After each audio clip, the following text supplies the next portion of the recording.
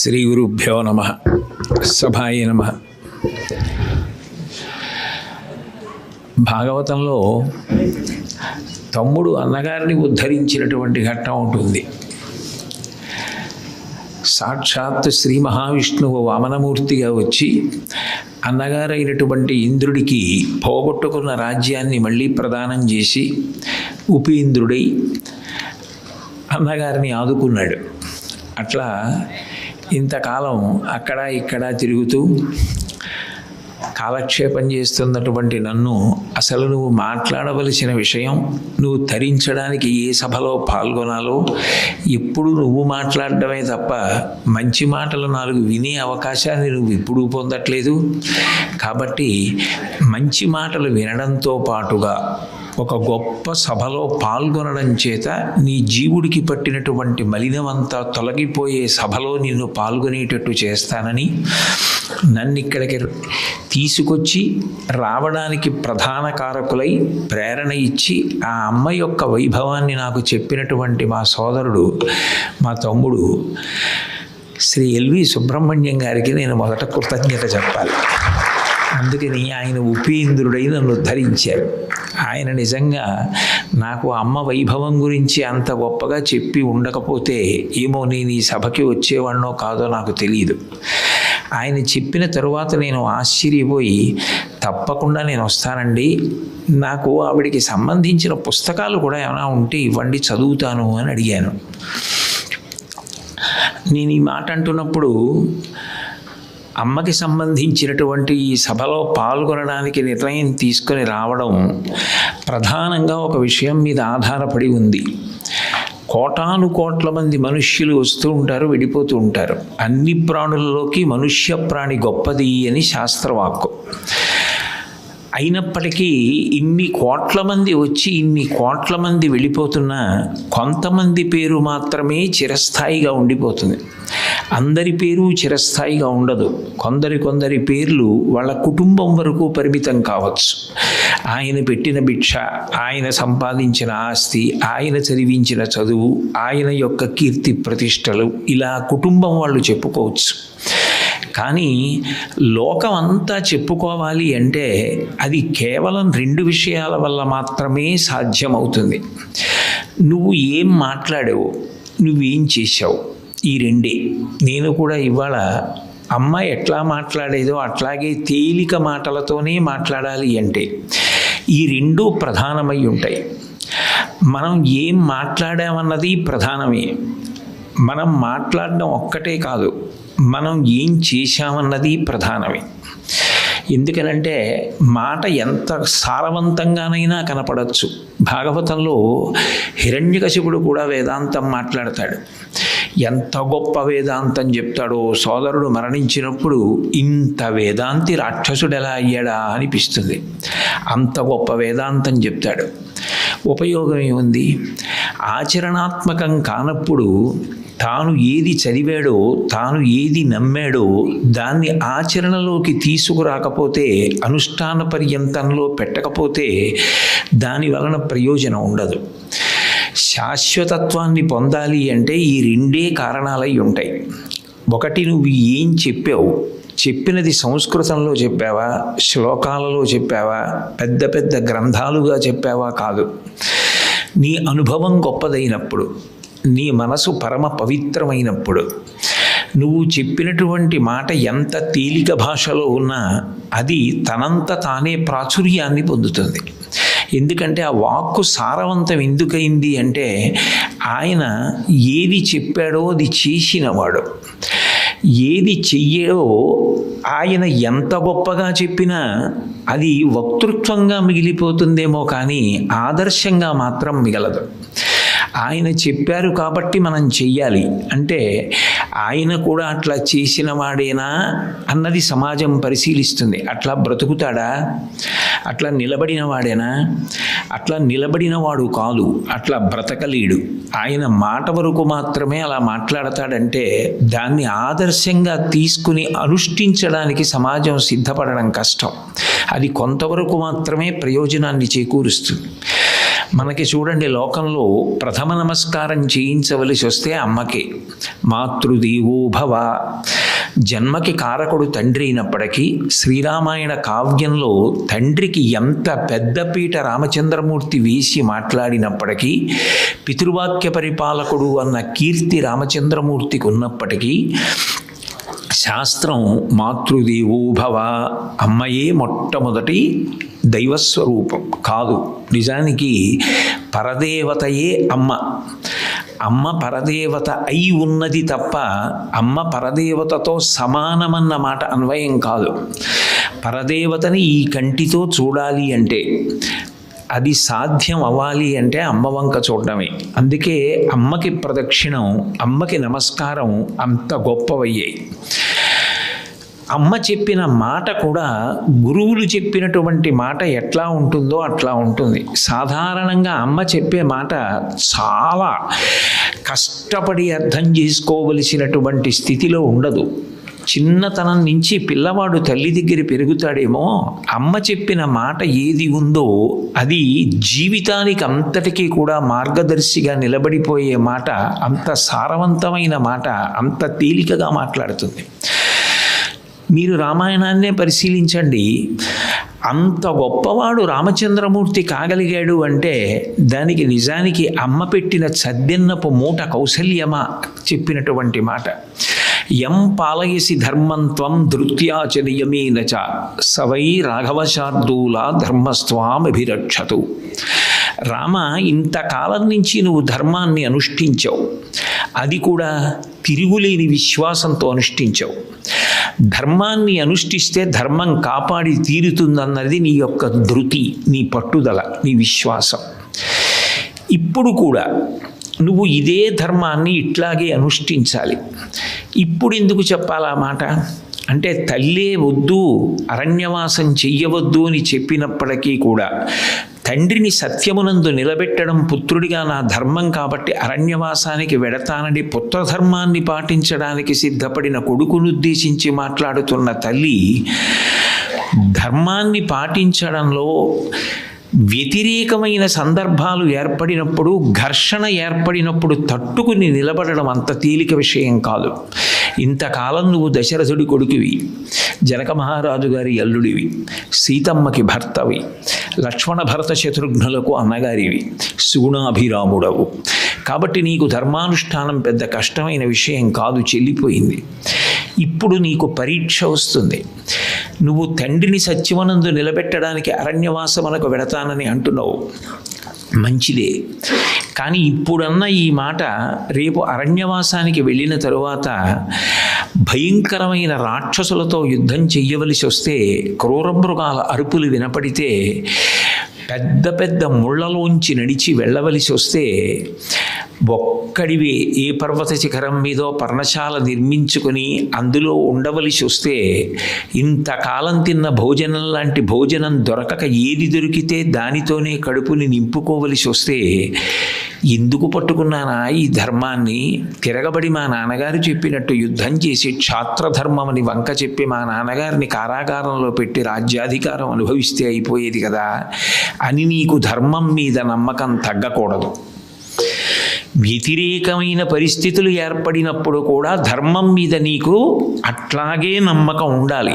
అప్పుడు నువ్వు ఏవో సాధించడం కాదు, యుగాలు మారిపోయినా నీ కథ అట్లాగే నిలబడిపోతుంది. నీ నామం అంత గొప్పదవుతుంది, నీ రూపంత గొప్పదవుతుంది. అందుకు రామాయణం నిలబడింది. అమ్మ మాట సద్దెన్నపు మూట. తల్లి ఇప్పుడుందో లేదో నాకు తెలీదు, ఎక్కడికైనా పిల్లవాడు బయలుదేరుతుంటే సద్దెన్నం మూట కట్టి ఇస్తుంది. అది చాలా బలం, దాహం వేయదు. వాడు ఏ అరణ్య మార్గంలోనో వెడుతూ చెట్టు కింద కూర్చుని ఆ సద్దెన్నం తిని వెళ్ళిపోతాడు. అది సద్దెన్నపు మూట ఒకరోజు ప్రయాణానికి కావలసిన శక్తినంతటినీ ఇచ్చినట్టే, ఒక జీవితాన్ని పండించుకోవడానికి కావలసిన సారవంతమైన వాక్కుని కొడుకుకి అర్థమయ్యేటటువంటి భాషలో చెప్పగలిగిన లక్షణం తల్లికి తనంత తానుగా ఉంటుంది. ఇది అమ్మకున్నటువంటి గొప్ప ఆనుకూల్యత. కానీ లోకంలో జిరెళ్ళమూడి అమ్మ సాధించినటువంటి ఒక గొప్ప ప్రయోజనం ఉంది. ఎవ్వరూ దాటనటువంటి ఒక హద్దుని ఆవిడ దాటారు. లోకంలో అమ్మ గొప్పదే, అమ్మ సాక్షాత్తు పరదేవతయే.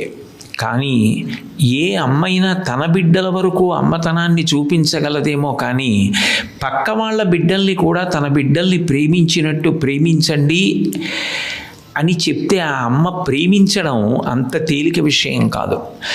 మా అమ్మ నన్ను చూసినట్టు మా పక్కింటి పిల్లాడిని మా ఎదురింటి పిల్లాడిని కూడా చూడాలి అని సిద్ధాంతం చెయ్యనులేము.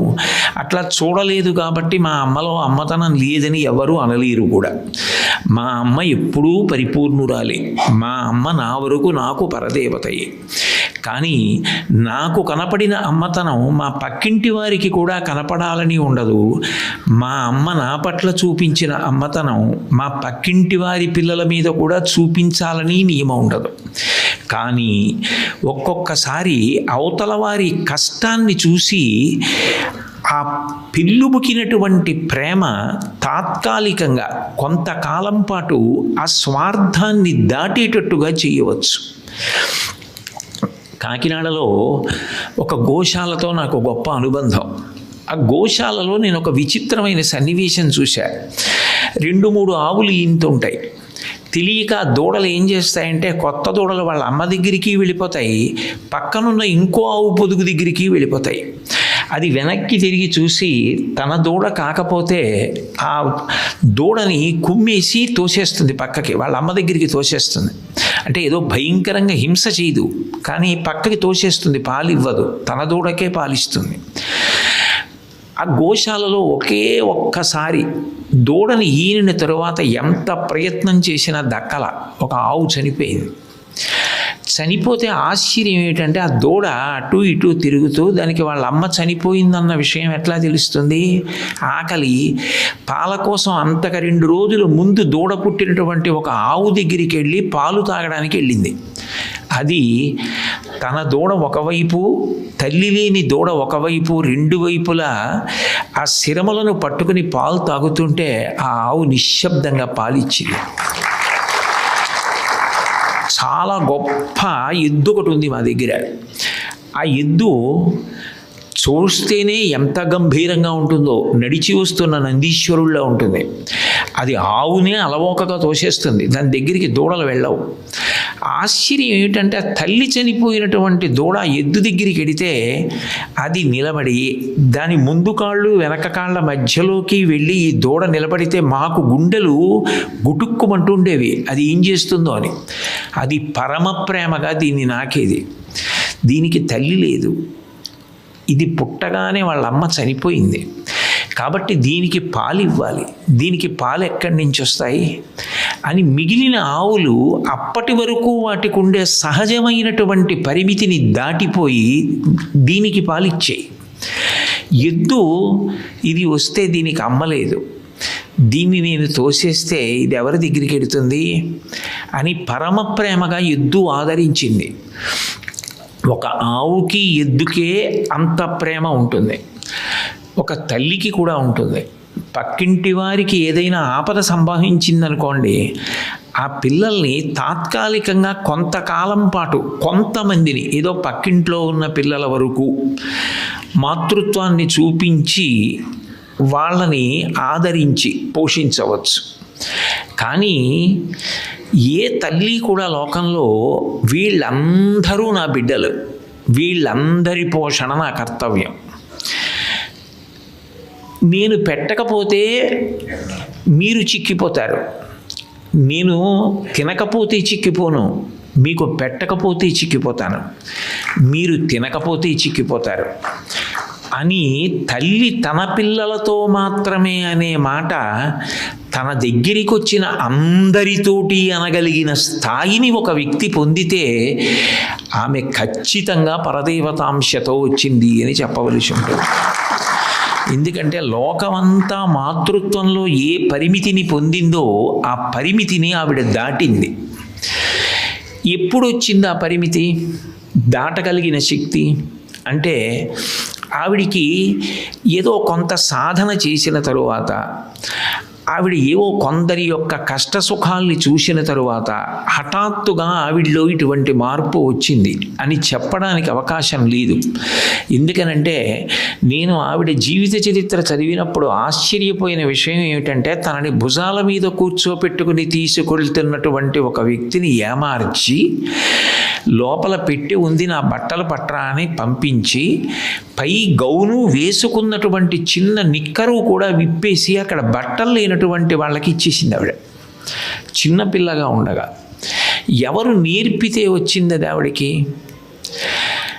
చిన్నతనం నుంచి మనుష్యులకు కాదు, కుక్కలకి, పందులకి, పిల్లులకి, కనపడ్డ ప్రతి ప్రాణికి పెట్టడం పెట్టడం పెట్టడం. ఈ పెట్టడం అనేటటువంటిది అంత చిన్న విషయం కాదు. అసలు నిజానికి మనిషి నిలబడిపోయేది, పరిమితిని దాటలేనిది ఎక్కడ అంటే, ఆ పెట్టగలిగిన లక్షణాన్ని తనంత తాను అలవరుచుకోవడం ఎంత చెప్పినా అంత సాధ్యం కాదు. ఎందుకనంటే ఒక వ్యక్తి వాళ్ళ ఇంత భోగిస్తున్నాడు, ఇంత సంతోషంగా ఉన్నాడు అంటే ఎవరికి ఏం పెట్టాడు అంటారు. మనం కర్మ సిద్ధాంతాన్ని నమ్ముతాం. అసలు నిజానికి సనాతన ధర్మానికి అంతటికీ కూడా ఆయువు పట్టు కర్మ సిద్ధాంతమే. భాగవతంలో దశమస్కంధంలో ఒక మాట అంటారు, కర్మములే మేలునిచ్చును కర్మములే కీడినిచ్చు. కర్మలే తనకున్ కర్తలు, కర్మ కూడా ఈ పరుల తడవగా నీమిటికిన్ అంటారు. ఎవరు ఏది చేసుకున్నాడో దాన్నే ఈ జన్మలో మళ్ళీ ఫలంగా అనుభవిస్తూ ఉంటాడు. కాలోహి బలవాంకర్త సతతం సుఖదుఃఖయో నరాణం పరతంత్రాణం పుణ్యపాపానుయోగత అంటాడు వ్యాసుడి దేవి భాగవతంలో. గతంలో మనం ఏ పాపపుణ్యాలు చేశామో చూసి పాపమునకు దుఃఖాన్ని ఫలితంగా, పుణ్యానికి సుఖాన్ని ఫలితంగా భగవంతుడు మనకిస్తూ ఉంటాడు. మనం ఏది చేశామో అదే మనకి ఫలితాన్ని తిరిగి ఇస్తూ ఉంటుంది. ఒకరికి పెట్టగలిగినటువంటి లక్షణం అంత తేలిక విషయం కాదు. అతిథి కిల పూజార్హ ప్రకృతోపి విజానత అంటారు రామాయణంలో. అసలు అతిథి వస్తేనే గొప్ప. ఇక ప్రాజ్ఞుడైనటువంటి వ్యక్తి, మహానుభావుడైనటువంటి వాడు పట్టెడు అన్నం మన ఇంటికి వచ్చి తిన్నాడనుకోండి, గుక్కెడు నీళ్లు తాగాడనుకోండి, ఆయన ఏమీ కోరుకునేవాడు కాదు, ఆశించేవాడు కాదు. ఆయనకి తప్పనిసరి పరిస్థితుల్లో ఇంత తిన్నాడనుకోండి, గత జన్మంబులనేమి చేసితిమో ఎవ్వరికేమి పెట్టితిమో అంటుంది యశోద. ఎప్పుడు ఎవరికి ఏం పెట్టామో అది అంత ఫలితాన్ని ఇస్తుంది. ఎన్ని చదవండి, అంత తేలిక పెట్టడం అన్నది అంత తేలిక కాదు. ఎంత దాచుకున్నా దాచుకుందామనే లక్షణం ఉండేటటువంటిది మనిషికి ఒక్కడికే సృష్టిలో. ఎందుకనంటే మిగిలిన జీవరాశులకు అవసరాలు తక్కువ. అవసరాలు తక్కువ కాబట్టి దాచుకోవలసిన అవసరం లేదు. ఏది దానికి అవసరమో అది దాచుకునేది కాదు. దానికి ఏం కావాలి? బట్టలు కావాలా? దానికి ఇల్లు కావాలా? ఉద్యోగం కావాలా? వాహనం కావాలా?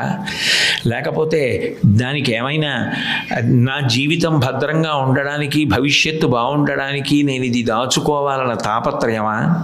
దానికి ఏం ఉండదు. దానికి ఉన్న అవసరం బహు తక్కువ. దానికి ఆకలేసింది, కడుపు నిండా అన్నం. దానికి నిద్ర వచ్చింది, ఎక్కడో పడుకోవడం. అవసరం తక్కువ ఉన్న వాళ్ళకి అసలు దాచుకోవలసిన అవసరం ఏముంది? అందుకే మిగిలిన ప్రాణులకు స్వార్థం తక్కువ. ఆ పూట కడుపు నిండిపోతే చాలు. కానీ మనిషి ద్రవ్యం అన్నదాన్ని ఒకదాన్ని కాగితం మీద ముద్ర చేసి సృష్టించాడు. ఎన్ని తరాలకు కావలసినంతైనా కోర్కెలు అన్నీ పెరుగుతూ ఉంటాయి. దాని వలన అవసరమునకు కోర్కెకు మధ్య ఉండవలసిన సున్నితమైన భేదం చెరిగిపోయి దానికోసం పరుగులు తీస్తూనే ఉంటాను. నేతిని పట్టుకెళ్ళి అగ్నిహోత్రంలో వేస్తే అగ్నిహోత్రం ఎందుకు చల్లారుతుంది? నీళ్లు పోస్తే చల్లారుతుంది. కానీ ప్రతిదీ అవసరమే అనుకుని అవసరాలన్న పేరుతో పరిగెత్తి తీర్చుకోవడానికి ప్రయత్నించుకునేవాడికి వేరొకరికి పెట్టే అంత అవకాశం ఎక్కడి నుంచి కుదురుతుంది? ఎప్పుడూ లోభగుణమే ఉంటుంది. అందుకే తల్లి గర్భము నుండి ధనము తాడెవ్వడు వెళ్ళిపోయేడినాదుడు వెంటరాదు, లక్షాధికారైన లవణమన్నమే కాని మిరుగు బంగారంబు మింగలీడు, పొందుగా మరుగైన భూమి లోపల పెట్టి దాన ధర్మము లేక దాచి దాచి తుదకు దొంగలకిత్తురో దొరలకవును, తేనె జుంటీగదీయవా తిరువరులకు భూషణ వికాస శ్రీధర్మపుర నివాస దుష్ట సంహార నరసింహ దురిత దూర అంటాడు నృసింహ శతకకర్త.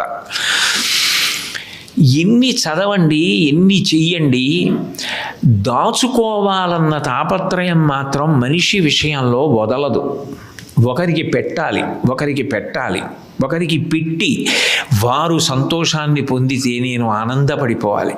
అది నా ఆనందం అనగలగాలంటే తనకి 104 జ్వరం వచ్చి ప్రాణసంకట స్థితిలో ఉండి ఒంటి మీద స్పృహ సరిగ్గా ఉండి లేనటువంటి స్థితిలో తాను మాట్లాడుతున్న మాటలు పక్క వాళ్ళకి సరిగా అర్థమయ్యేటట్టుగా మాట్లాడగలిగిన సమర్థత కూడా లోపించిపోయిన స్థితిలో వైద్యులు నువ్వు ఇప్పుడు ఇటువంటి మంచి ఆహారం తీసుకుంటే మంచిది అని చెప్పినటువంటి తరుణంలో తనకి కొద్దిగా తెలివొచ్చినప్పుడు అన్నపూర్ణాలయంలో గంట వినపడలేదే, అందరూ వెళ్ళి అన్నం తింటున్నారా అని అడగాలంటే ఆ సప్తధాతువులలో పెట్టుగుణం ఎంత జీర్ణమై ఉండాలి. నావారు వేరువారు అన్న మాట లేకుండా అందరూ నా బిడ్డలే, ఆ బ్రహ్మకీట జనని అని అమ్మవారికి పేరు. ఆమెకు మనుష్యులు కాదు, సమస్త ప్రాణులు ఆమె సంతానమే. అన్ని ప్రాణులను అంత ప్రేమించి అందరికీ పెట్టాలి పెట్టాలి పెట్టాలి పెట్టాలి. ఆవిడికి జీవితం మొత్తం మీద ఇష్టమైంది ఏమిటంటే అన్నపూర్ణాలయంలో అందరినీ భోజనం పెట్టడానికి పెడుతూ రండి అని ఆహ్వానం చేస్తూ మోగినటువంటి గంట. నేను అనారోగ్యం పేరుతో ఖరీదైన ఆహారం తింటే అసలే ద్రవ్యానికి లోటుగా ఉంది, అన్నపూర్ణాశ్రమంలో అన్నం పెట్టడానికి నిధులు తక్కువ అవుతాయేమో, అందుకని నాకొద్దు అనగలగాలంటే అది ఎవరి లక్షణం? త్యాగమూర్తి అమ్మ లక్షణం. అబ్దుల్ కలాం గారు జీవిత చరిత్రలో రాసుకున్నారు. వాళ్ళ అమ్మగారు రొట్టెలు చేసి పెడుతుంటే వేడి వేడి రొట్టెలు చలికాలంలో అదే పనిగా తీసుకుని తినేస్తున్నారు. అన్నగారు వచ్చి దెబ్బలాడాడు, ఎరా నీకు బుద్ధి ఉందా, 2వ ప్రపంచ యుద్ధం జరుగుతోంది, గోధుమలు లేవు, రేషనం. అమ్మ తను తినవలసిన రొట్టెలు కూడా నీకు పెట్టేసింది, నువ్వు అమ్మ తిందో లేదో చూసుకోక్కర్లేదా, నువ్వు తినేయడమేనా అని అడిగితే చిన్ని కలాం గారు కళ్ళంబట నీళ్లు పెట్టుకొని తినేసిన రొట్టెలు కాబట్టి ఖాళీ పళ్ళెం, ఆ ఖాళీ పళ్ళెం చేతితో పట్టుకుని అమ్మ దగ్గరికి వెళ్ళి అమాయకంగా చూసి, అమ్మ నీ రొట్టెలు కూడా నేను తినేశాంట, నీకు తినడానికి ఏం లేవా అమ్మా అని అడిగితే ఆ అమ్మ కొడుకు వంక చూసి, నాన్న నువ్వు తింటే నా కడుపు నిండిపోయిందిరా అంది. అది అమ్మ లక్షణం. ఆ మాట లోకంలో ఎవ్వరు అనరు. మారు అడుగుతూ కొడుకు తినేస్తుంటే తనకి లేదని, ఇక మళ్ళీ వేసుకు తినలేనని, పదార్థం లేదని కూడా సంతోషంగా బిడ్డలకి పెట్టగలిగినది అమ్మ ఒక్కతే ఈ లోకంలో. అవసరమైతే వండి పెట్టడానికి అవకాశం లేకపోతే శాకంబరిగా బయలుదేరొచ్చింది. గీర్దేవతేతి గరుడధ్వజ సుందరేతి శాకాంబరీతి శశిశేఖర వల్లభేతి సృష్టి స్థితి ప్రళయకేడుష సంస్థితాయై తస్మై నమస్త్రిభువనైక గురోస్తరుణ్యై అంటారు శంకరులు కనకదారాస్తవంలో. అవసరమైతే అప్పటికప్పుడు తన శరీరంలోంచి కూరలు పళ్ళు అన్నీ సృష్టించి పెట్టేసింది. అది అమ్మతనం. అట్లా పెట్టడమే పని, అందరినీ పిలవడం, కూర్చోపెట్టడం, పెట్టడం. అమ్మకి నాన్నగారికి ఉండే తేడా ఏమిటంటే పుట్టిన పిల్లాడు అమ్మ అని పిలవక్కర్లేదు, పుట్టిన పిల్లవాడు కృతజ్ఞత చెప్పడం కాదు, ఆ చిన్ని చేతులతో వెతుక్కుని స్తన్యాన్ని పట్టుకోవడం కూడా చేతకాక లేత చిగుర్ల లాంటి పెదవులతో స్తన్యాన్ని చప్పరించినంత మాత్రం చేత నిత్తుటిని పాలగా మార్చి పట్టగలిగినది ఈ సృష్టిలో అమ్మ ఒక్కతే. అది కేవలం మనుష్యులు కారు, అది పంది కానివ్వండి, కుక్క కానివ్వండి, పిల్లి కానివ్వండి, కోడి గుడ్డుని పొదిగి పిల్లని చేస్తుంది. రామకృష్ణ పరమహంస ఒక అద్భుతమైన మాట అన్నారు.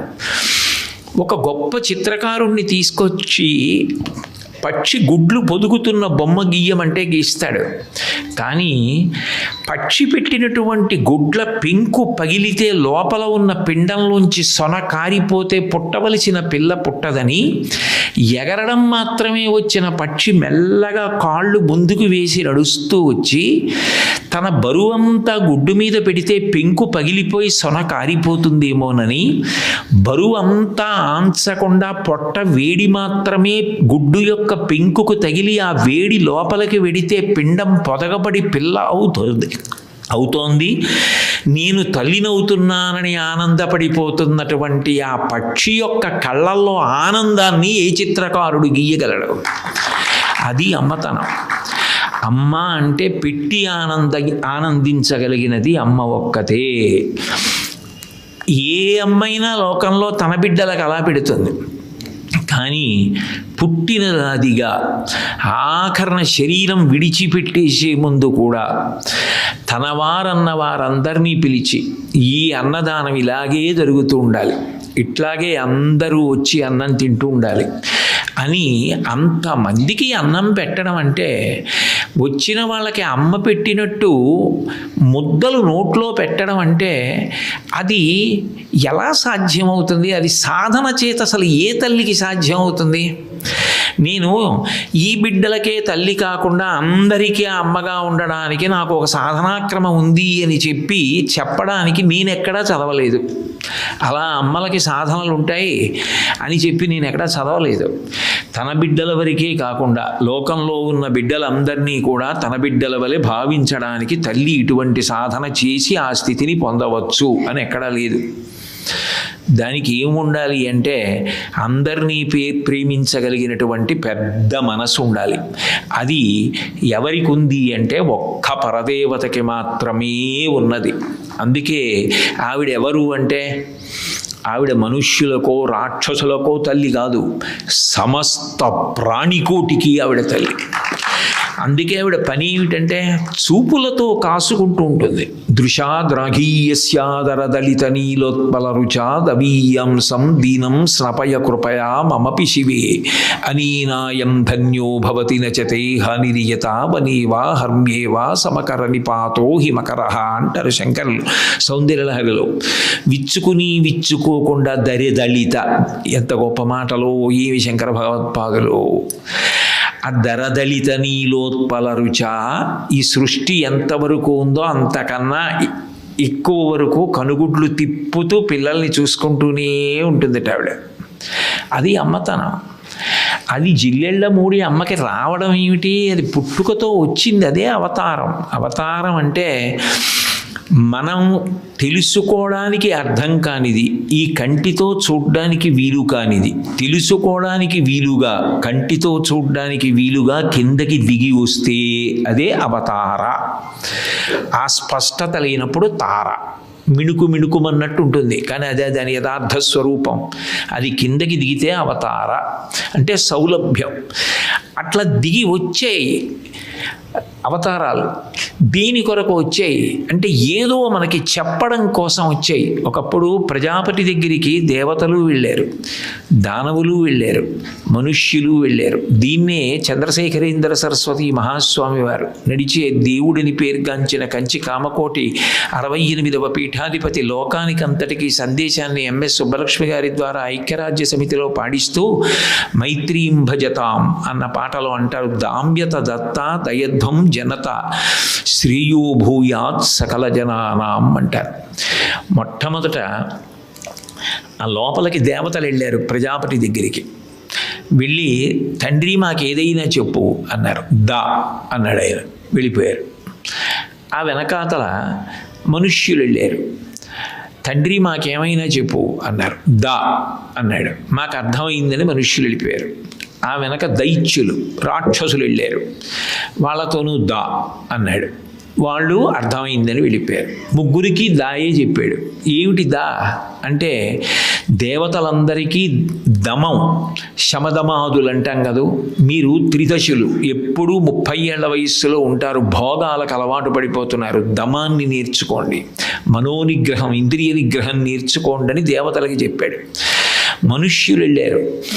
దత్త, మీరు ఇక్కడ ఆలోచించేటప్పుడు భార్యా బిడ్డల గురించి ఆలోచించండి, తప్పు లేదు. కానీ ఇంకొకటి కూడా గుర్తుపెట్టుకోండి, భార్యా బిడ్డలతో పాటు మీ జీవుడు ఉన్నాడు లోపల. వీణ్ణి ఉద్ధరించుకోవడం కూడా మీ చేతిలో ఉంది. ఉద్ధరేణాత్మనాత్మానం. ఎవరిని వారు ఉద్ధరించుకోవాలి. ఎవరికి ఆకలిస్తే వాళ్ళు తినాలి, ఎవరికి దాహం ఇస్తే వాళ్ళు నీళ్లు తాగాలి, ఎవరికి నిద్ర వస్తే వాళ్ళు నిద్రపోవాలి. జీవుణ్ణి మరిచిపోయి కేవలం ఇవాళ ఈ జన్మ ఈ కుటుంబం వరకే చూసుకుంటే జీవుడు నిర్ధనుడైపోతాడు. అదే కదా శంకర భగవత్పాదుల కనకధారాస్తవం. అంత పేద బ్రాహ్మణి చిట్ట చివరికి శంకరులు బ్రహ్మచారి ఇంటి ముందుకొచ్చి భవతి భిక్షాందేహి అంటే వేయడానికి ఏం లేక ఎండు ఉసిరిక తీసుకొచ్చి వేస్తే ఆమె పేదరికానికి కరిగిపోయిన శంకరులు లక్ష్మీదేవిని స్తవం చేయడానికి సిద్ధపడితే, అమ్మా ఈ పేద బ్రాహ్మణికి ఐశ్వర్యాన్ని ఇయ్యమ్మా అంటే ఏం చూసి ఇమ్మంటావు? గత జన్మలలో ఇలా పెట్టినది ఏది ఉంది? ఇలా పెట్టావా కాదు దేవుడు చూసేది, ఇలా పెట్టింది ఏదైనా ఉందా? అది ఆయనకి కావాలి. యద్భ్రూభంగాః ప్రమాణం స్థిరచరరచనాతారతం జే మురారేః వేదాంతాః తత్వచింతాం మురభిధురసి యత్పాదచిహ్నైత్తరంతి భోగోపోద్ఘాతకైళీచుళికిత భగవత్వైశ్వర్యూప్యానుభావ సానశ్రీః అస్పృణితాం అమృతలహరిధీలంఘనీయైః అపాంగైః అంటారు పరాశర భట్టర్లు శ్రీగుణరత్న కోశంలో. అమ్మవారు ఐశ్వర్యాన్ని ఇచ్చేటప్పుడు గత జన్మలలో వీడు ఎవరికి ఏం పెట్టాడు అన్నది చూసి ఈ జన్మలో పెట్టడానికి ఐశ్వర్యం ఇస్తుంది. ఈవిడ ఏం పెట్టింది గత జన్మలో? ఎవరికి ఇలా పెట్టింది లేదు, నేనేమడ్డు పెట్టిమ్మంటావు ఐశ్వర్యం శంకర అని అడిగితే కనకధార చేసి ద్రవిణాంబుధార ఈవిడ విహంగ శిశౌవిషణ్ణే దుష్కర్మ ఘర్మమపనీయ చిరాయ దూరం నారాయణ ప్రణయనీ నయనంబువాహ. అమ్మా ఈమె దుష్కర్మని నీ కడగంటి చూపుతో తొలగించమ్మా, నా చేతిలో వేసిన ఎండు ఉసిరికని అడ్డుపెట్టి ఐశ్వర్యం ఇమ్మని ప్రార్థన చేస్తే కనకధార కురిపించింది. పెట్టినదేదో అది గొప్ప. అది ఒకప్పుడు ప్రజాపతి దత్త అని మనుష్యులకు చెప్పాడు. అదే మాట చంద్రశేఖరేంద్ర సరస్వతి స్వామి వారు కీర్తనలో చెప్పారు. అదే మాట ఆచరించి అమ్మ చూపించింది. పెట్టినదేదో అది నిన్ను రక్షిస్తుంది. అందుకే ఆవిడ చెప్పిన మాటలలో గొప్ప మాట, ఏది పెట్టావో ఏది చెప్పావో అది శాశ్వత కీర్తి. కలిగిన వాడి ప్రథమ ధర్మం నలిగిన వాడి గురించి ఆలోచించడం. అమ్మ మాట్లాడితే అలా ఉంటుంది, విద్వాంసులు మాట్లాడితే ఒకలా ఉంటుంది. అమ్మ బిడ్డడికి అర్థమయ్యేటట్టు మాట్లాడుతుంది. ఆవిడికి అందరూ బిడ్డలే, అన్ని స్థాయిలలో ఉన్న వాళ్ళకి అర్థం అవ్వాలి. కలిగిన వాడి ప్రథమ కర్తవ్యం ఏది అంటే నలిగిన వాడిని చూసుకోవడం. అయ్యో వాడు నలుగుడు పడి ఉన్నవాడు, వాడు చాలా బాధలో ఉన్నాడు, నేను కలిగిన వాడిని కాబట్టి నేను పెట్టాలి. అమ్మ సాధించిన గొప్ప విజయం ఏమిటో తెలుసా ఈ దేశంలో? ఇప్పుడు ఇక్కడ నేను సభలో మాట్లాడుతున్నప్పుడు, సుగుణ గారు మాట్లాడుతున్నప్పుడు, ఇతర పెద్దలు మాట్లాడుతున్నప్పుడు గమనించా, మధ్య మధ్యలో ఇక్కడ ఉన్నటువంటి కొంతమందిని అన్న అన్న అని సంబోధిస్తున్నారు. ఎట్లా వాళ్ళకి అన్న అయ్యారా వాళ్ళు అంటే, అందరూ జిల్లెళ్ళమూడి అమ్మ బిడ్డలు కాబట్టి వాళ్ళందరూ అన్నదమ్ములు అక్క చెల్లెళ్ళు అయ్యారు. ఆమె అమ్మగా నిలబడింది, మేమందరం ఆమె బిడ్డలం కాబట్టి అన్నదమ్ములం అక్క చెల్లెళ్ళం అనేటటువంటి ఒక పెద్ద కుటుంబాన్ని ఆమె స్థాపించింది. అక్కడుంది జాతీయ సమైక్యత. దీన్ని మొదట చెప్పిన వారెవరు? శంకర భగవత్పాదులు చెప్పారు. కాశీలో అన్నపూర్ణమ్మ దేవాలయానికి వెళ్ళి, అమ్మా నేను వచ్చాను అన్నం పెట్టు అంటాను నేనైతే. కానీ శంకరాచార్యుల వారు అన్నారు, అమ్మా మాకు మాతాచ పార్వతీదేవి పితాదేవో మహేశ్వర బాంధవా శివభక్తాశ్చ స్వదేశో భువనత్రయం. అమ్మా మా అమ్మవి నువ్వు పార్వతీదేవివి, మా అయ్య శంకరుడు, 3 లోకములు నా కుటుంబం, వచ్చాను అన్నం పెట్టన్నారు. మీరిద్దరూ నాకు తల్లిదండ్రులైతే మేమందరం అన్నదమ్ములం అక్క చెల్లెళ్ళాం కాబట్టి అమ్మ నేను నా అన్నదమ్ములు అక్క చెల్లెళ్ళందరితో వచ్చా. ఒక కుటుంబీ అందరూ తింటే తింటాడు తప్ప నా వాళ్ళు తిన్నా తినకపోయినా పర్వాలేదు నేను తింటానండగా. అక్కడుంది జాతీయ సమైక్యత. స్త్రీ పురుష పండిత పామర కుల మత వర్ణ వర్గ ధనిక పేద విచక్షణ లేకుండా అందరూ ఆ పార్వతీ పరమేశ్వరులను అమ్మా నాన్న అని భావన చేస్తే మనందరం అన్నదమ్ములం అక్క చెల్లెళ్ళం అయ్యాం. అప్పుడు నీళ్ల కోసం దెబ్బలాట ఎందుకుంది, మీరు తాగండి మేము తాగుతాం అందరం బాగుంటాం అంటాం. అక్కడ ఐకమత్యత ఉంది. అంతేగాని సభలో కేవలంగా లేచి నిలబడి భారతీయులందరూ నా సహోదరులు అంటే ఐకమత్యత ఎలా సిద్ధిస్తుంది? ఐకమత్యతకు ఒక కారణం ఉండాలి. ఇప్పుడు సుజాత గారు ఇక్కడ ఎవరితో పేరు చెప్పి మా అన్న అనడానికి కారణం ఎవరు సృష్టించారు? జిల్లెళ్ళమూడి అమ్మ సృష్టించింది. ఒక పెద్ద కుటుంబాన్ని చేసింది. అది అర్థమైతే జాతీయ సమైక్యతకి బాట శంకరుడు ఏది చెప్పారో అదే అమ్మ ఆచరించి చూపించింది.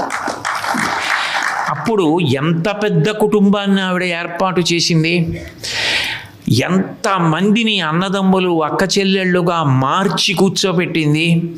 అందుకే 1,60,000 నేను ఇప్పుడు విన్నాను, పుస్తకంలో 1,28,000 చదివాను. అంతమందిని ఏకపంక్తిన భోజనం పెట్టండి అని చెప్పింది. భోజనం పెట్టండి కాదు, సంఖ్య కోసం భోజనం పెట్టడం కాదు. ఇంతమందికి జిల్లెళ్ళమూడి అమ్మ భోజనం పెట్టింది కాదు.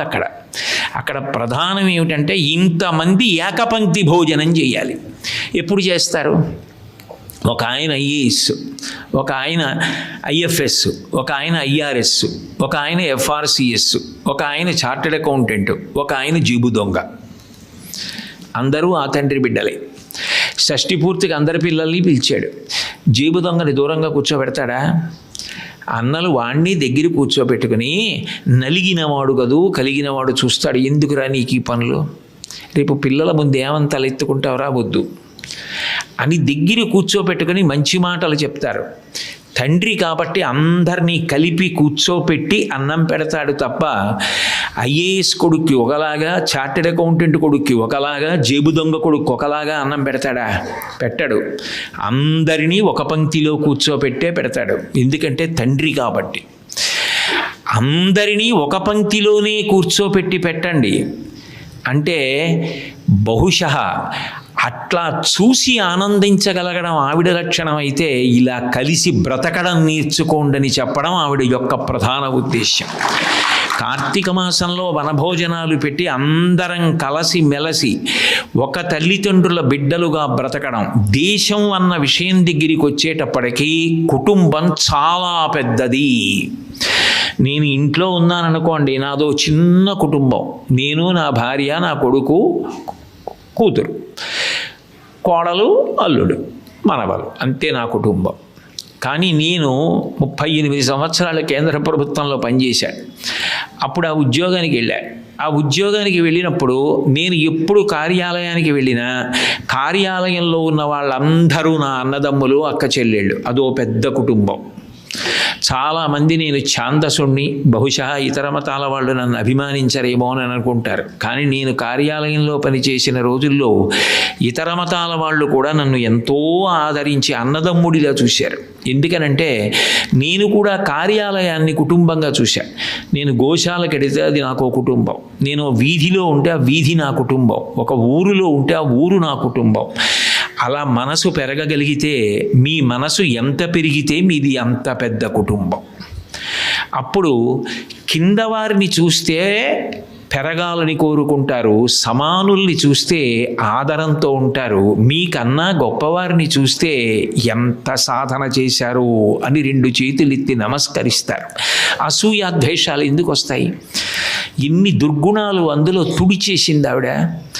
సహపంక్తి భోజనం అన్నది ఎంత గొప్పో, నిజంగా వెళ్ళి కూర్చుని అటువంటి చోట అన్నం తినడం ఎంత గొప్ప.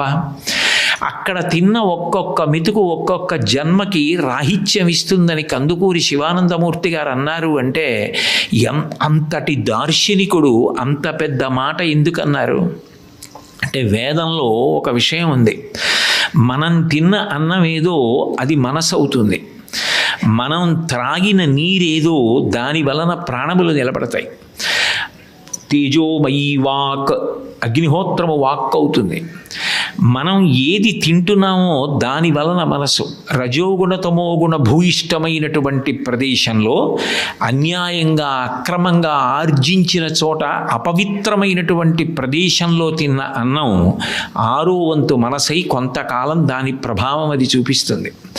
అందులోంచి వచ్చే ఆలోచనలు మనిషి పతనానికి కారణమవుతాయి. వీటికి విరుగుడు ఎక్కడుంటుంది అంటే అంత పెద్ద మహమ్మారి కరోనాకి 4 ఇంతింతి చుక్కలు విరుగుడైనట్లు శరీరంలోకి తీసుకుంటే, అంతటి ప్రేమైకమూర్తి ఇన్ని పరిధులు దాటి విశ్వాన్నంతటినీ తన కుటుంబంగా చూసుకుని తల్లిగా నిలబడినటువంటి అమ్ముందే, ఆవిడ పెట్టిన అన్నం తింటే అన్నవికారమైన ఈ శరీరంలో ఇంతకు ముందు తినకూడనివి తిన్న కారణం చేత మనసుకు పట్టినటువంటి దుర్వాసనలన్నీ కూడా కడగబడతాయి. కడగబడినప్పుడు ఆ మంచి ఆలోచనలు ఏర్పడితే, ఆ మంచి ఆలోచనలు మంచి కార్యములైతే, మంచి కార్యముల వలన పుణ్యం వస్తే, పుణ్యమును అడ్డుపెట్టి ఈశ్వరుడు జ్ఞానం ఇస్తే అదే జన్మరాహిత్యానికి కారణమైంది. ప్రసాదం అని ఒక మాట. ఎందుకు? పులిహార గిన్నె లోపలికి పట్టుకెడుతుంటే దేవాలయంలో పులిహార గిన్నె దేవుడికి నివేదన చేసి బయటికి వస్తే ప్రసాదం, కళ్ళకద్దుకుని నోట్లో వేసుకుంటున్నాం. ఈ కళ్ళకద్దుకు నోట్లో వేసుకోవడం ఎందుకు అంటే అది ఈశ్వరుడు తిని మిగిలిన శేషం మనకిచ్చాడు అని.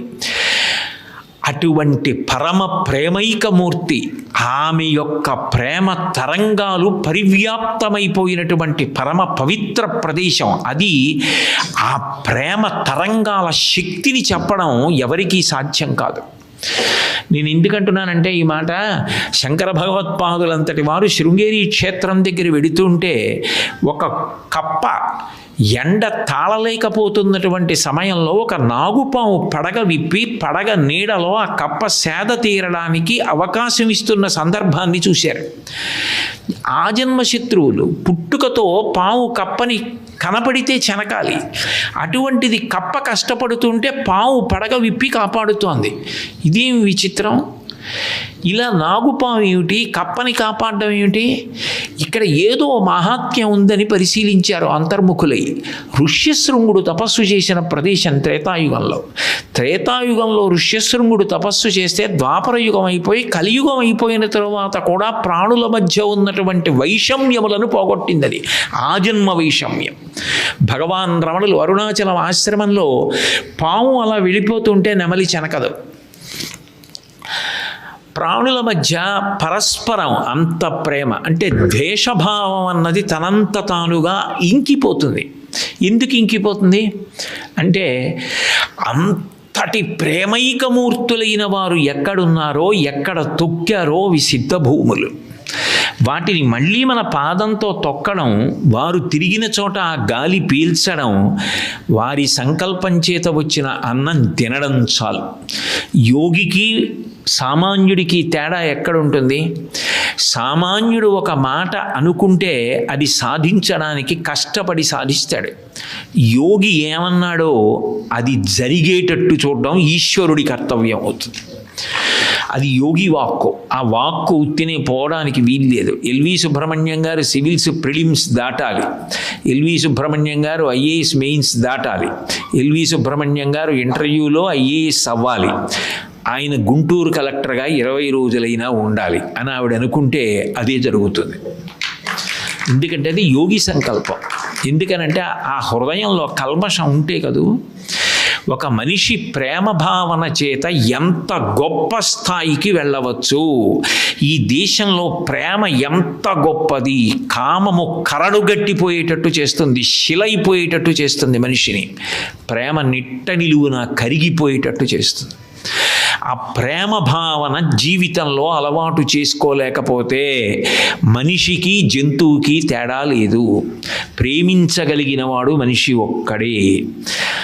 ద్వేషించడం తనంత తాను అలవాటైపోయింది మిగిలినటువంటి ప్రాణులు. ఒక కుక్క పిల్లిని చెనకడానికి కారణం అక్కర్లేదు, ఒక పాము ఎలకని పట్టుకోవడానికి కారణం అక్కర్లేదు, ఒక కుక్క కోడిపెట్టని పట్టుకోవడానికి కారణం అక్కర్లేదు. ఒక మనిషి తన శత్రువుని కూడా ప్రేమించగలిగితే మహాత్ముడయ్యాడు. ఆయన వెనక సాధన ఉంది. అందరూ నా బిడ్డలే అని అందరినీ చేరదీసి అందరినీ కూర్చోపెట్టి నోటికి ముద్దలు కూడా అందించి తినిపించాలి అంటే ఎన్ని పరిమితులు ఛేదించింది ఆవిడ. అంటే కారణ జన్మురాలై ఒకప్పుడు ఈ కంటితో చూడ్డానికి వీలుగా ఆవిడొచ్చింది. ఆవిడ చరమకాంక్ష, చిట్ట చివరి కోరిక కూడా ఏమిటంటే, నేను తిరుగాడిన భూమి ఏది ఉన్నదో ఇక్కడ ఈ అన్నప్రసాదం ఇలాగే అందుతూ ఉండాలి, ఇక్కడికొచ్చి తినాలి. ఇక్కడికొచ్చి తిన్నది మనుష్యుల మనసులలో ఉన్నటువంటి కల్మషాల్ని విరిచేస్తుంది. ఆవిడ సంకల్పమే. మహాతల్లి ఇప్పటికీ కూడా అంతమంది వచ్చి అన్నం తింటున్నారు. అమ్మా ఇవాళ 15,000 మందికి అన్నం పెట్టావు అంటే, కాదు 15,000 మంది అన్నం తింటుంటే చూసి సంతోషించా అనగలగాలంటే. అమ్మ చూడండి ఓ మాట అంటుంది, లోకంలో ఎవరందరూ ఈ మాటలు. ఎన్నాళ్ళైందో పిల్లలందరూ చదువుకునే రోజుల్లో షేరుంపావు బియ్యం పోసి ఇంత గిన్నెతో అన్నం వండితే ఒక్కొక్క రోజున కూర బాగుందని ముందు ఆ వాడు పిల్ల వాళ్ళు తినేస్తుంటే గిన్నె వంక చూసి గబగబా వెళ్ళి మళ్ళీ ఇంకో పావుషేరు బియ్యం పడేసేదాన్ని. ఏమిటో మీరు నేను ఇద్దరం మిగిలాం, ఇద్దరికీ మధుమేహం, అర్ధపావు బియ్యం పడేస్తే ఇంకా కొంచెం అన్నం మిగిలిపోతుంది. మళ్ళీ అలా షేరున్నర బియ్యం వంట గిన్నెలో వండి తీసుకొచ్చి అందరూ కూర్చుంటే ఎప్పుడు పెడతానో అంటుంది. అది అమ్మది ఆ కోరిక. అందరూ అలా అంటారా? అట్లా తన బిడ్డలకి కాదు అందరికీ అన్నం పెట్టాలి, అందరికీ అన్నం పెట్టాలి, అంతిమ శ్వాసలో కూడా. అది నేను బాగా అలవాటు చేశానా? చాలామందికి అలవాటు చేశానా? కక్షలు, కార్పణ్యాలు, క్రౌర్యం అటువంటి వాటికి ఎక్కువగా అలవాటు పడిపోయి సహజత్వం దాన్ని సహజంగా మార్చుకున్నటువంటి, సహజ లక్షణంగా మనసు చేసేసుకుంటున్నటువంటి స్థితిలో దానికి విరుగుడుగా ప్రేమ చూపించడానికి వచ్చినటువంటి జగజ్జనని యొక్క రూపమే జిల్లెళ్ళమూడి అమ్మ. లేకపోతే అది ఎలా సాధ్యం అవుతుంది? అసలు ఎవరంటారు, ఎందుకంటారు ఆ మాటలు? ఆవిడ మాట్లాడినా అలాగే ఉంటుంది. నేను ఈ ఒక్క విషయాన్ని స్పృశించి వదిలిపెట్టేస్తాను. ఎందుకంటే నాది ఇవాళ ఒక విషమ పరీక్ష. నేను ఎందుకంటున్నానంటే, నేను సభకు వచ్చే ముందు ఎల్వి సుబ్రహ్మణ్యం గారితో అన్నా, ఎందుకు నాకు ఇటువంటి అగ్ని పరీక్షలు పెడుతూ ఉంటారు మీరు అని. ఆవిడ దగ్గర పెరిగిన వాళ్ళు, ఆవిడ చేతి ముద్దలు తిన్నవాళ్ళు, ఆవిడ సంకల్పంతో సమున్నత స్థానములు పొందిన వాళ్ళు, ఆవిడ ఆశయాలు అర్థం చేసుకుని ఆచరణలోకి తీసుకొస్తున్న మహితాత్ములు, ఆవిడ ఆలోచనల్ని పత్రికగా నిర్వహిస్తున్న సంపాదకులు, ఇటువంటి ప్రేమైకమూర్తులు, అదృష్టవంతులు ఉన్న సభలో ఎన్నడూ ఆవిడని చూడనివాడు, ఎన్నడూ అసలు ఆ ప్రాంగణానికే వెళ్ళనివాడు, ఆవిడ గురించి అందరికన్నా పెద్ద కుర్చీ వేసుకొని మాట్లాడడం అంటే అమ్మ యొక్క విలాసం, అమ్మ యొక్క లీల ఎలా ఉంటుంది అనడానికి ఈ ఒక్క ఉదాహరణ మీకు చాలదా? ఏ బిడ్డ దూరంగా ఉండిపోతున్నాడో ఆ బిడ్డ దగ్గరికి రావాలనే అమ్మకి ఎక్కువ కోరుకుంటుంది, వాడికి ఎక్కువ తాయిలాలు చూపిస్తుంది. ఒరే పెద్ద కుర్చీ వేశాన్రా, ఏసీ ప్రాంగణం రా, పెద్దవాళ్ళందరూ వస్తున్నారా, నీ మాటలే గొప్ప అంటారా, వాళ్ళు మాట్లాడితే పక్కన కూర్చుంటారా, నువ్వు మాట్లాడితే కిందకి వెళ్ళిపోయి నీ ఎదురుగుండా కూర్చుంటారా, నీకు ఇంకింతకన్నా తాయిలాలు ఎన్ని పెట్టనరా, నీకు తొందరగా మైకిచ్చేయడం కోసమని చెప్పి సభా నిర్వహణలో ఇన్ని మెళకువలు ఉంటాయా అని కాసేపు ఎదురుగుండా కాసేపు పక్కన ఇలా నిలబడుతూ మల్లాప్రగడ శ్రీమన్నారాయణ గారు అంత ప్రసవ వేదన పడి మైకు నాకు అందించడమా? ఆయన అనుభవించవలసిన అవసరం లేని వేదన ఇవాళ అనుభవిస్తే కదా ఇది నా ముందుకు వచ్చింది. ఇంతమంది పెద్దల యొక్క మాటలు వినే అదృష్టం నాకు కలగడమా? సుగుణ గారు, జడ్జి గారు వీళ్ళందరూ మాట్లాడుతున్నప్పుడు నిజంగా నేను జీవితంలో ఎంత కోల్పోతున్నానో నాకు అర్థమైంది. ఎక్కడికి వెళ్ళినా నేను వేదికెక్కేయడమే కానీ ఇటువంటి వాళ్ళ మాటలు వినలేకపోతున్నానే. అమ్మ నాకు పాఠం చెప్పింది. ఇవాళ అప్పుడప్పుడు సభలకి అకస్మాత్తుగా శ్రోతగా వెళ్ళి ఎక్కడో దూరంగా కూర్చోవాలి, ముందుకెడితే వీడు వచ్చాడని వేదిక మీదకి పిలుస్తారు అని అనుకున్నాను. కాబట్టి ఒక్క మాట చెప్పి పూర్తి చేసేస్తాను. శరీరం పెరగడానికి ఆహారం ఎంత అవసరమో మనసు సంస్కారవంతం కావడానికి మంచి మాట అంత అవసరం. అది ఎంతమందికి కష్టపడకుండా అర్థమవుతుందో అంత బాగా ప్రాచుర్యంలోకి వెళ్ళి ప్రయోజనకారి అవుతుంది. మీరు అక్కడ నిలబడితే నాకు భయం, పర్వాలేదా, మాట్లాడచ్చా?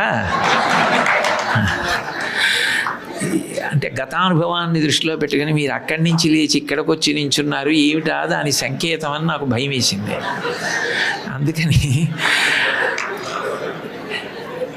అమ్మ ఒక్క మాట మాట్లాడితే ఆ మాట ఎంత సారవంతంగా, ఎంతగా అందరి మనసులలోకి చొచ్చుకుని వెళ్ళిపోతుందో మీకు ఒక్క ఉదాహరణ చూపిస్తాను. ఉలి దెబ్బలు తింటే కానీ శిల్పం కాదు నాన్న. నిజంగా రామకృష్ణ మిషన్ వాళ్ళు సంస్కారవంతమైన జీవితాన్ని పొందడం గురించి ఒక పుస్తకం వేశారు. అందులో ఒక కథ ఉంది. ఒక శిల్పి తన శిష్యులతో కలిసి ఒక పర్వత శిఖరం మీదకి వెళ్ళాడు. 2 పెద్ద పెద్ద పాషాణాలు కనపడ్డాయి. ఆయన అన్నాడు, ఇది చాలా బాగుంది, దీన్ని ఉలితో కొట్టి చూడండి, దీంతో విఘ్నేశ్వరుడి విగ్రహాన్ని తయారు చేద్దామన్నాడు. వాళ్ళు వెళ్ళి కొట్టి చూశారు. అబ్బాయి ఇది పెద్ద పెచ్చులు తొందరగా వదిలిపెట్టేస్తోంది అన్నారు. అయితే ఇది వద్దులేండి, ఆ పక్కకి వెళ్ళి ఆ శిలని చూద్దామని ఇంకో శిలని చూశాడు. దాన్ని ఉలిపెట్టి కొట్టారు. అది చాలా చిన్న ముక్కలు విరిగింది. ఈ పాషాణం తీసుకురండి అన్నాడు. ఆ శిల తీసుకెడుతున్నారు. ఆయనకి మనసు ఈ శిలని వదిలిపెట్టేయలేక దీన్ని కూడా తీసుకురండి బాగుందన్నాడు. రెండిటినీ తీసుకెళ్లారు. ఆయన మొదట చూసిన శిలని చప్టాగా వాడడానికి, నేల మీద పరవడానికి రాళ్ళు కింద తయారు చేశారు. రెండోసారి చూసిన శిలలోంచి విఘ్నేశ్వరమూర్తిని తయారు చేశారు. చేసి ప్రాణప్రతిష్ఠ చేశారు.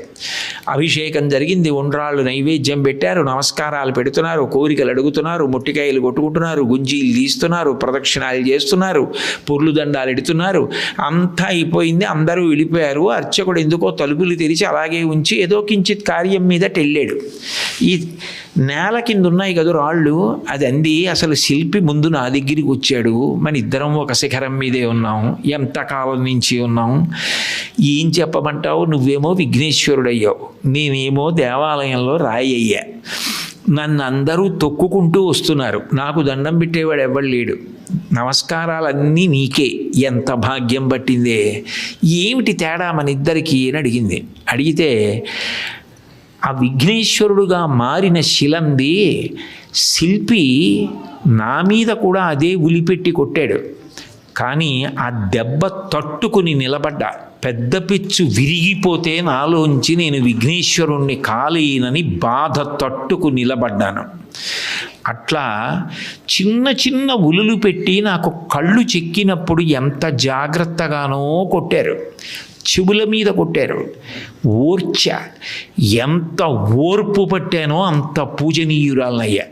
నువ్వు ఒక చిన్న దెబ్బకి ఇంత పెచ్చు విరిగిపోయేటట్టుగా విరిగిపోయావు, అందుకని నేల మీద సప్టావయ్యావు. ఇంకా అదృష్టం భాగవతుల యొక్క పాదధూళి పడుతోంది, నీ అదృష్టానికి ఏం తక్కువ, నువ్వు అదృష్టవంతురాలవి అంది. ఓర్చగలగాలి. జీవితంలో ప్రతికూలమైనటువంటి సందర్భాల్ని కూడా తనకి అనుకూలంగా మార్చుకోగలిగినటువంటి ఓర్పు ఉండాలి. ఆ ఓర్పు లేకపోతే జీవితంలో వృద్ధిలోకి రారు. అసలు మనుష్యుని యొక్క జీవితంలో కష్టం లేకుండా ఎలా ఉంటుంది? అసలు ఈ మర్త్యలోకంలోకి వచ్చారు అంటే పుణ్యం పాపం రెండూ అనుభవించడానికి, సుఖం దుఃఖం అనుభవించడానికి ఈ లోకానికి పంపిస్తారు. దుఃఖం వచ్చింది అనేటప్పటికీ ఇదంతా ఎవరికి చెప్పి నివారణ అడిగేద్దామని పరిగెత్తడం కన్నా దాన్ని ఓర్చగలిగితే కుంతీదేవిలా, యాదవులందు పాండు సుతులందు నాకు మోహ విచ్ఛేదము చేయుమయ్య ఘనసింధువు చేరుడు గంగభంగి నీపాద సరోజ చింతనముపై అనిశము మదీయ బుద్ధి అత్యాదర వృత్తితో కదియగనట్లు చేయుగదయ్య ఈశ్వర అంటుంది. ఒక్కొక్క సందర్భం, ఒక్కొక్క సంఘటన మనిషిలో ఉన్న మోహం పోవడానికి, తాను బాగా వికసనం పొందడానికి అవకాశాలుగా మార్చుకోవడం అలవాటైతే అందులోంచే పరిపూర్ణత వస్తుంది తప్ప ప్రతి చిన్నదానికి విచలితుడవైపోతే, ప్రతి చిన్నదానికి కదిలిపోతే, ప్రతిదానికి శోకాన్ని పొందితే, మృత్పిండం అయిపోతే, మట్టి ముద్దైపోతే, చేతిలోంచి జారి కింద పడితే ఇక పైకి లేవవు. బంతిగా ఉండడం అలవాటైతే ఎంత వేగంగా కింద పడ్డావో అంత వేగంగా పైకి లేస్తావు. శిల ఉలి దెబ్బలకి ఓర్చాలి. ఉలి దెబ్బలకి ఎవరు ఓర్చారో అది కదా నాన్న శిల్పమైంది. చిన్న మాట కానీ జీవితంలో ఎదురయ్యే చిన్న చిన్న సవాళ్ళని చిరునవ్వుతో ఎదుర్కోగలగడం, అందులోంచి పరిణతి పొంది ఎక్కడ నువ్వు అవమానింపబడ్డావో అక్కడే తిరిగి పూజార్హతని పొంది పూజింపబడ్డావు. కీర్తివంతుడవు కావడం, తట్టుకు నిలబడడం, ఆపదలందు ధైర్యగుణ మంచిత సంపదలందు దాల్మియున్ భూపసభాంతరాళమున పుష్కళ వాక్చతురత్వమాజి బాహాపటు శక్తియున్ యశమునందు అనురక్తియు ప్రకృతి సిద్ధగుణంబులు సజనాళికిన్నంటాడు భర్తృహరి. ఇవన్నీ చెప్పడానికి ఎంత చిన్న మాటలో చెప్పిందో ఆవిడ. అమ్మ పిల్లాడికి అన్నం పెడుతూ ఎలా మాట్లాడిందో అట్లా మాట్లాడేసింది. అలవోకగా ఇటువంటివి ఎన్ని మాట్లాడిందో. ఇష్టమైనది ఏది కష్టం కాదు లేదా నాన్న అందంతే ఆవిడ. నీకు ఇష్టం కాకపోతే ఏదైనా కష్టమే. గుడికి వెళ్ళడం ఇష్టం కానన్నాళ్లే కష్టం, గుడికి ప్రదక్షిణం ఇష్టం కానన్నాళ్లే కష్టం, ధ్యానం ఇష్టం కానన్నాళ్లే కష్టం, పెట్టడం ఇష్టం కానన్నాళ్లే కష్టం. ఒకసారి నీ మనసుని నువ్వు మార్చగలిగితే, మనసుని బాగా నువ్వు కానీ మచ్చిక చేసుకోగలిగితే, రామకృష్ణ పరమహంస మాటలలో చెప్పాలి అంటే, ఒక కుక్క యజమాని వచ్చేటప్పటికీ గబగబా మీదకి దూకి ఆయన మూతి అంతా నాకుతుండేది. ఆయన నాకించుకునేవాడు సరదాగా. ఒకనాడు ఒక సిద్ధపురుషుడు వచ్చాడు. ఏమయ్యా, మంచిదే, కుక్కని ప్రేమించు, పెంచు, మంచి ఆహారం పెట్టు, దాన్ని రక్షించు. కానీ దానికి తెలియదు కదా, దాని లాలాజనంలో సూక్ష్మాంగ జీవులు ఉంటాయి, దానికి ఆరోగ్యం గురించి తెలియదు. అది నిన్ను నాకడం ఏమిటి, నీ మూతి నాకడం ఏమిటి, తప్పు. దాన్ని ప్రేమగా చూడు, అటువంటి పనులు చేయకని చెప్పాడు. ఈయనకు అర్థమైంది, కుక్కకు అర్థమవుతుందా? అందుకని మరునాడు ఈయన కార్యాలయం నుంచి రాగానే కుక్క మీద పడి పైకెక్కి నాకింది. ఆయన మూతి మీద దెబ్బ కొట్టి చిన్నది దూరంగా ఉండన్నాడు. 20 రోజులు అలా వస్తూనే ఉంది. ఆయన మూతి మీద కొట్టి మెల్లగానే దూరంగా ఉంచడం అలవాటు చేశాడు. 20 రోజుల తర్వాత కుక్కకు అలవాటైంది. ఓహో, యజమాని ఇప్పుడు మీద పడితే ఒప్పుకోడని. మనం పెంచిన కుక్కకి చేసిన అలవాటే కుక్కకి 20 రోజులు జాగ్రత్తగా శిక్షణ ఇస్తే తప్ప కుక్క వదలలేకపోయింది. కొన్ని కోట్ల జన్మల నుంచి మనసుకు అలవాటు పడిపోయిన బలహీనతలు ఒక్కసారి వింటే ఎక్కడికి నుంచి పోతాయి? మళ్ళీ మళ్ళీ విను, నీ మనసుతో నువ్వు మచ్చిక చేసుకో. అభ్యాసయోగేన తతో అంటాడే భగవద్గీతలో గీతాచార్యుడు, అలా అభ్యాసం చెయ్యి. చూడు ఎంత మంచి మాట. ఎన్నాళ్ళు ఉంటావు ఈ శరీరంలో? ఇది పతనం అయిపోతుంది కదా. ఎంతమందిని చూసావు, ఎంతమంది మహాత్ముల శరీరాలు వెళ్ళిపోయాయి. ఏమైపోతావు రేపు పొద్దున్న నీ శరీరం పోయిన తర్వాత? ఎందుకు చెప్పారు వాళ్ళందరూ మంచి మాటలు? మొదలు పెడదాం క్రమంగా అని మొదలుపెట్టు. ముందు శరీరాన్ని తీసుకెళ్ళి కూర్చోబెట్టడం మొదలెట్టు. మెల్లమెల్లగా మెల్లమెల్లగా మెల్లమెల్లగా మనసు అనురక్తమవుతుంది. ఒకప్పుడు పెట్టడం ఇష్టం లేని వాడికి ఇప్పుడు పెట్టి అంతమంది కడుపు నిండా తింటే వాళ్ళ ముఖాలలో ఉన్న సంతోషాన్ని చూసి సంతోషించడం వస్తుంది. నీ మనసు ఇష్టము అన్న మాట అంగీకరిస్తే, అది ఇష్టం మనసు చేసుకుంటే కష్టం అన్న మాటే లేదు. ఏదైనా చేయగలవు, ఎంత త్యాగమైనా చేసేయగలవు. శిబి చక్రవర్తి చేయగలిగాడంటే ఇష్టమైంది కాబట్టి కష్టం కాలేదు. ఇష్టం చేసుకోవడం నేర్చుకో.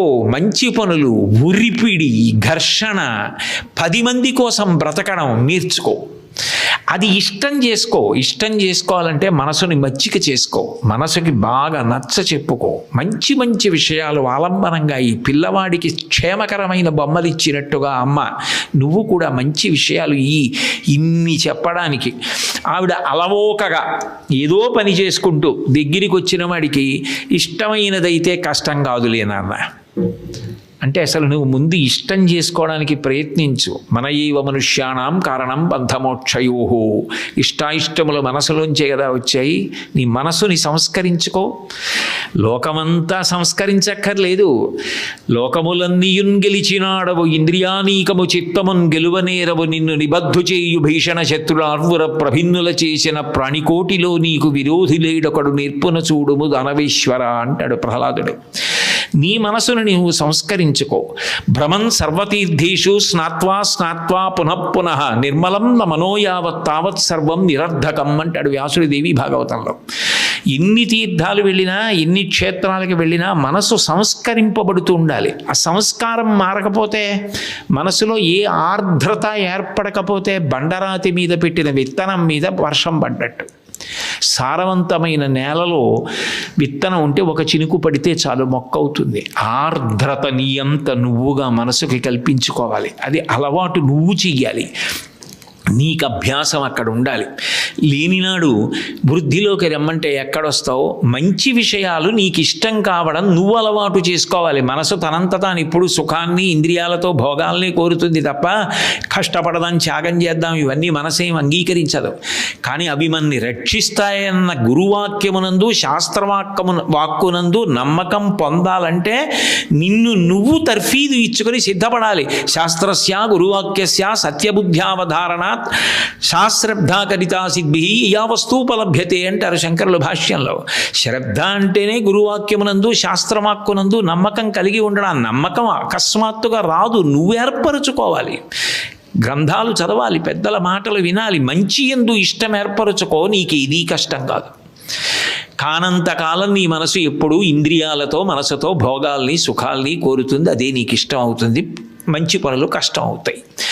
నిన్ను నువ్వు ఉద్ధరించుకోవాలి నాన్న. నీ మనసును నువ్వు మార్చుకోవాలరా. ఇష్టమైతే కష్టం కాదు. ఇన్ని మంచి మాటలు, నిజంగా అటువంటి మంచి మాటలన్నీ తీసి అసలు నన్నెందుకు పిలిచారో తెలియదు. మహానుభావుడు అంత మెత్తగా అంత బాగా మాట్లాడగలిగిన వ్యక్తి. విద్వద్వరేణ్యులు మల్లాప్రగడ శ్రీమన్నారాయణ గారు వంటి వారు అవి గ్రంథంగా రచన చేస్తే నిజంగా ఎంత ఉపయుక్తమవుతాయో. అంత తేలిక మాటలతో చేసి చూపించింది, అన్నం పెట్టింది. నోటితో చెప్పింది, మనసుకి సంస్కారాన్ని అందించింది. వారసత్వంగా ఆ ఆశ్రమాన్ని ఆ ప్రాంగణాన్ని అట్లాగే ఉంచి ఇక్కడికొచ్చి ఒక్కసారి నన్ను స్మరించండి, ఇక్కడ ప్రసాదం తినండి. మీ మనసుకి పూర్వం ఏ మంచి విషయాలు కష్టమయ్యాయో అవి ఇష్టమయ్యేటట్టుగా మీ మనసు మారడానికి నేను సహకరిస్తాను అని అమ్మగా అభయం ఇచ్చింది. ఇంతకన్నా ఏం కావాలి? ఎంత గొప్ప అవతారం ఆ తల్లిది. అటువంటి తల్లి గురించి నిజంగా ఇవాల్టి రోజున నా పితృదేవతలందరూ కూడా ఇన్నాళ్ళకి కదరా వీడు మంచి మాట ఒకటి మాట్లాడాడు అమ్మా అన్న పేరుతో అని సంతోషించేటట్టుగా అటువంటి తిథినాటి ప్రదోషం వేళలో మీ వంటి భాగవతోత్తములు సేవాతత్పరుల మధ్యలో కూర్చొని మాట్లాడేటటువంటి అదృష్టాన్ని నాకు అమ్మ కటాక్షించినందుకు, మీరందరూ ఇంత ప్రేమగా నా కోసం అంతంత ఉన్నత పదవులలో ఉన్నవాళ్ళు కూడా అంత సంస్కారవంతంగా అంత ప్రేమ భావనతో వేదిక మించి కూడా దిగి వెళ్ళిపోయి కింద కూర్చుని విన్నందుకు, వారి ఔదార్యం, వారి పెద్దరికం, వారి వినయంతో పోలిస్తే నేను ఎందుకు పనికిరాను. అంతటి విద్వాంసుడయ్యుండి కూడా సాటి పండితుడి మీద అంత ప్రేమ చూపించేటటువంటి శ్రీమన్నారాయణ గారు ఇటువంటి మహోత్తములైన వారందరి మధ్యలో కూర్చుని ఈనాటి ప్రదోష వేళలో మంచి మాటలు వినడం, వచ్చి రాని 4 మాటలు మాట్లాడడం. అమ్మకి అందరికన్నా ఎవరి మాటలు ఇష్టమో తెలుసా? బాగా శ్లోకాలు పద్యాలు వచ్చేసిన పిల్లాడి మాటలు కావు. వచ్చి రాని మాటలు మాట్లాడే పిల్లాడు ఉంటాడే, వాడి మాటలే అమ్మకి ఎక్కువ ఇష్టం. ఒళ్ళో కూర్చోబెట్టుకు వింటూ.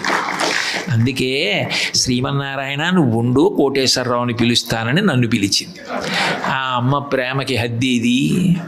అటువంటి ఆ అమ్మ పాదార విందములకు నా శిరస్సు తాటించి అంజలి ఘటించి నమస్కరిస్తూ, మీ అందరి యొక్క సంస్కారానికి వీరొక్కసారి శిరస్సు వంచి నమస్కరిస్తూ, మంగళాశాసనపరై మదాచార్య పురోగమై సర్వైశ్చ పూర్వైరాచార్యై సత్కృతాయాస్తు మంగళం. మంగళం కోసలేంద్రాయ మహనీయ గుణాత్మనే చక్రవర్తి తనూజాయ సర్వభౌమాయ మంగళం. ఉమాకాంతాయ కాంతాయ కామితార్థప్రదాయినే శ్రీగిరీశాయ దేవాయ మలినాథాయ మంగళం. సర్వం శ్రీ ఉమామహేశ్వర పరబ్రహ్మార్పణమస్తు.